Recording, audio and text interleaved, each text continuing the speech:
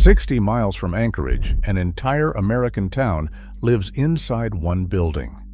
Whittier, Alaska, sits at the head of a fjord, walled in by mountains and buried under more than 16 feet of snow a year. Nearly every resident shares one 14-story concrete tower, mail, groceries, police, church, all under one roof. Children reach school through a heated passage beneath the ground. And the only road connecting this place to the outside world runs through a tunnel that closes each night, leaving Whittier cut off until morning. How a community came to call one building home begins not with civilians, but with a secret.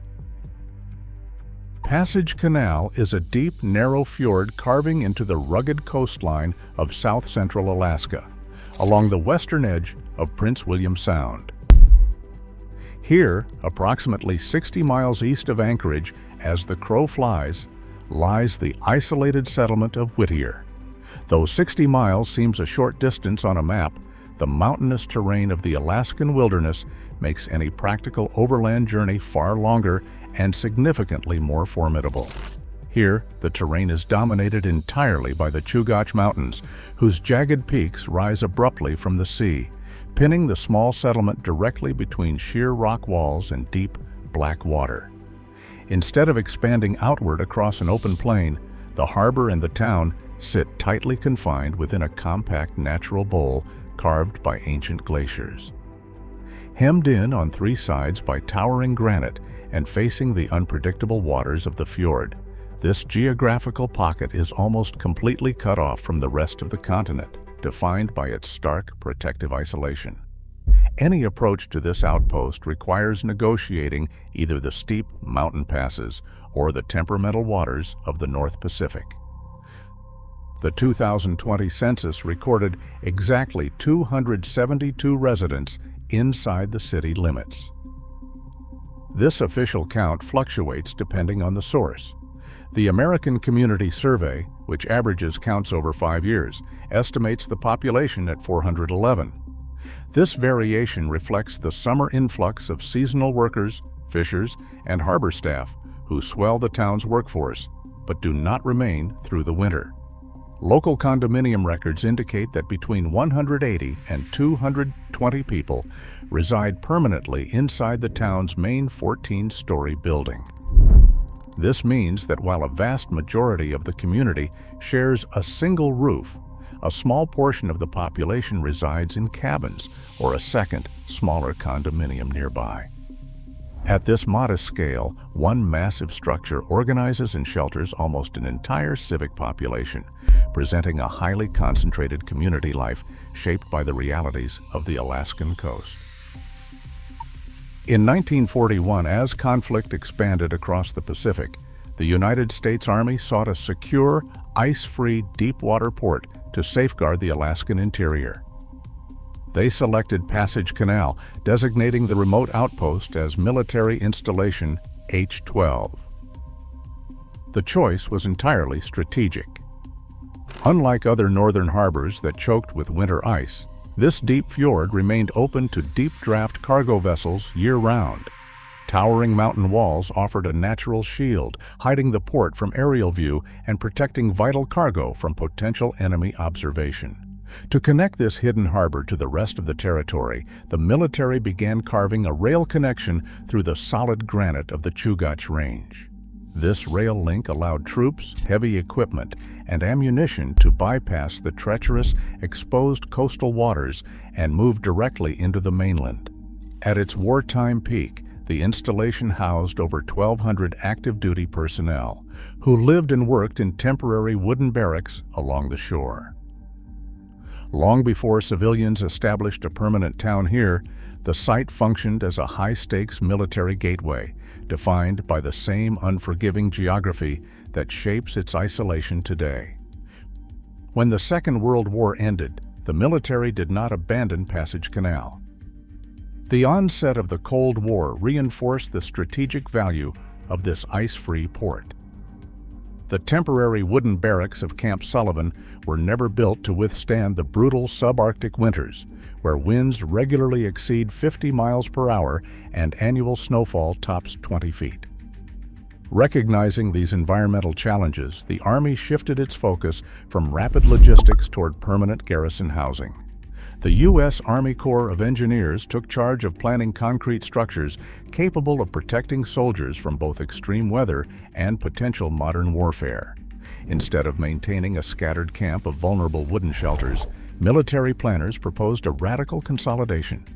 They designed massive, self-contained concrete buildings to house personnel and operations together, an engineering decision that forever changed the remote shoreline and laid the foundation for the vertical community that exists today.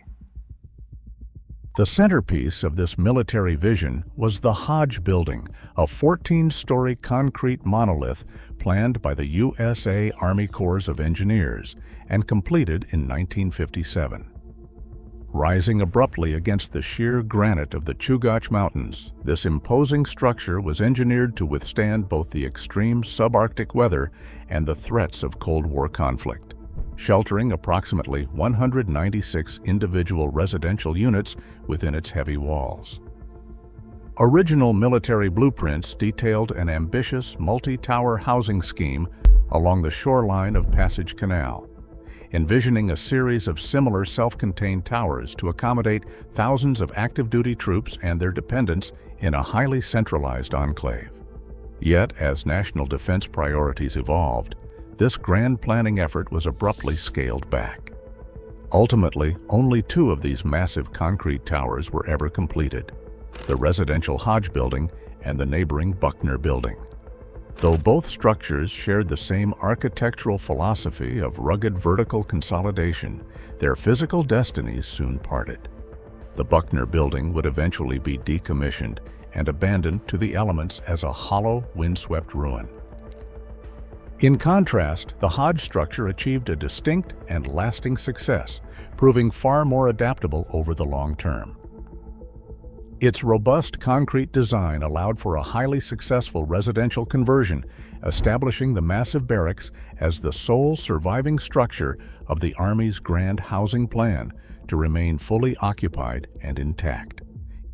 In 1973, the residents of Whittier took a decisive step to secure their collective future.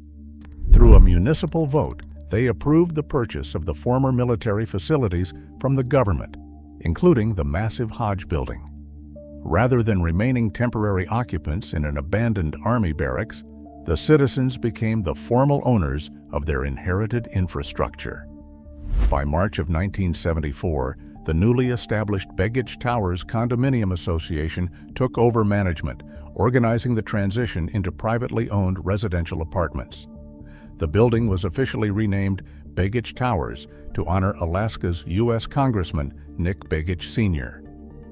In October of 1972, Begich had vanished alongside House Majority Leader Hale Boggs when their twin-engine aircraft disappeared during a flight between Anchorage and Juneau. Despite an historic search, no trace of the plane was ever found, and Begich was later declared dead. Renaming the structure was a deliberate municipal act to memorialize the late representative, permanently binding the identity of this vertical civilian community to a prominent chapter of Alaskan political history.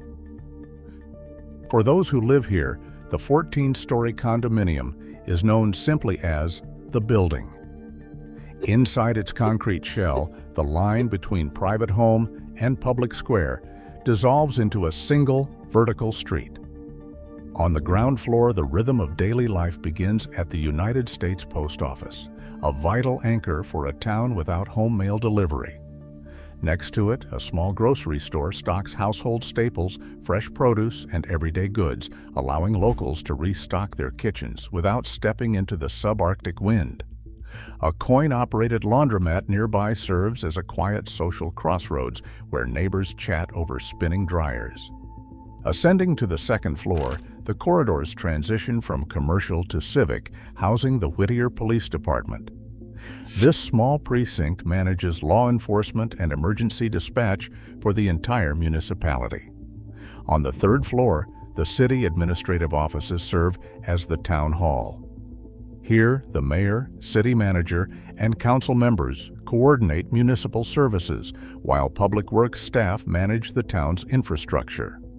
The tower also hosts a community health clinic staffed by visiting medical professionals and a non-denominational church that provides a quiet sanctuary for weekly worship and local meetings. The top floors feature a small, family-run bed and breakfast, offering lodging for visiting technicians, seasonal workers, and tourists.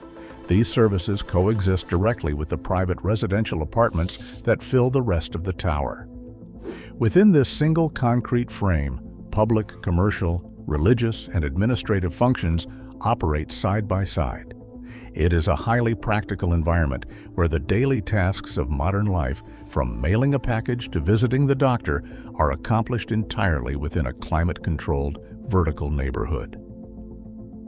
At the base of the tower's central elevator shaft, a heavy door opens to a subterranean concrete corridor. This heated underground passage runs directly beneath the town's main street, emerging inside the basement of the Whittier Community School. Built to shield children from the fierce winter weather and severe coastal winds, this insulated pathway allows students to walk from their family apartments to their classrooms without ever putting on a heavy winter coat or stepping into the freezing air outside. The passage remains warm year-round, heated to a comfortable temperature by the building's central utility system. Along one of the concrete walls, an 80-foot mural painted by local students depicts scenes of Whittier's history, transforming a utility corridor into a welcoming gallery. The school district coordinates the passage as a vital pedestrian route, keeping daily life moving even when storms rage above ground. For families inside the tower, this underground route is an essential piece of daily infrastructure. It extends the protected boundary of their lives, ensuring that during the darkest winter months, the journey to school remains quiet, predictable, and completely safe. The only way into Whittier by land is a single-lane concrete throat cut directly into the granite of Maynard Mountain. This is the Anton Anderson Memorial Tunnel, a 2.5-mile passage that serves as the town's sole vehicle connection to the outside world. Built in 1943 to carry military trains, this dark, narrow corridor was retrofitted in the year 2000 to accommodate both passenger cars and the Alaska Railroad, making it the longest dual-use tunnel on the continent. Because there is only one lane of travel, traffic must follow a strict, alternating schedule. Cars waiting to head into Whittier are released on the half-hour, while those leaving depart on the hour. Drivers pay a $13 toll and must arrive at the staging areas at least 10 minutes before their window. The control system does not wait for late arrivals. When the gates close for the night, the isolation of the town becomes absolute. No vehicles can pass through, leaving the community entirely cut off from the road network until the morning crew opens the passage once more. This active, engineered lifeline stands in sharp contrast to the silent giant resting on the hillside nearby. While the residential tower of Big Itch successfully transitioned into a warm civilian neighborhood, the nearby Buckner building met a very different end. Completed in 1953 as a self-contained military garrison, this concrete monolith was once the largest building in Alaska, spanning 275,000 square feet. It was designed to house over 1,200 soldiers and protect them from winter storms with its own hospital, theater, and bowling alley. Today, it sits vacant, a hollow concrete skeleton fenced off and slowly decaying in the damp coastal air. These two structures, built during the same decade of military expansion, represent two completely different fates for the town's wartime inheritance. Winter in Passage Canal alters the very meaning of a daily routine. With more than 5 meters of annual snowfall, accompanied by relentless coastal winds and heavy rain, simply stepping outside becomes a conscious, calculated decision. During the darkest stretch of the season, when daylight shrinks to just 5 hours a day, the physical boundaries of life naturally contract. For many residents, remaining indoors is a matter of practical efficiency rather than isolation. It is entirely possible to work, run errands, and socialize for days or even weeks without ever setting foot in the freezing air outside. This indoor existence represents a quiet, necessary bargain between community and privacy. In a building where the hallways function as streets and the lobby is the public square, personal boundaries are redefined. Residents routinely cross paths with the same neighbors multiple times a day in the elevators and corridors. This constant, unavoidable contact fosters a strong network of mutual aid. If someone falls ill, or if a family needs help, assistance is only a few doorsteps away. Yet this shared closeness also means that personal privacy is a rare commodity. Everyone knows when a neighbor is leaving, when they are receiving mail, or who they are meeting for coffee. This tight-knit winter lifestyle is reflected in how the community views its own survival. As one local resident observed, "You meet everyone in the elevator. You learn to share space and look out for each other. It's not a gimmick, it's how we survive the winter." It is a pragmatic response to a geography that demands cooperation. But as the seasons shift, so does the rhythm of the town. When the long summer days arrive, bringing up to 19 hours of light, the community expands outward. The quiet winter routines give way to a bustling maritime economy centered on the surrounding waters. Fishing, recreation, and tourism drive the town's summer life, with local fleets harvesting salmon, halibut, and herring from the rich waters of Prince William Sound. Glacier tours, wildlife excursions, and water-based recreation draw visitors from around the world. During these warmer months, cruise ships dock at the harbor, and a wave of seasonal workers, tour operators, and commercial fishers temporarily doubles the town's population. The quiet concrete corridors of the residential tower hum with a different kind of energy as the local economy capitalizes on the brief, intense Alaskan summer. Yet, when the summer visitors depart and the tour boats are hauled from the water, the town contracts once more. The seasonal workforce disperses, the harbor quietens, and the residents return to the familiar, self-contained warmth of the tower, ready to face another winter together beneath a single roof. In an era of growing social isolation, this concrete tower on the edge of the world offers a quiet counter-narrative. Whittier is no mere curiosity. It is a testament to human adaptability. It reminds us that when the elements force us together, survival depends on our willingness to share the same space. What do you think of this vertical community? Share your thoughts below.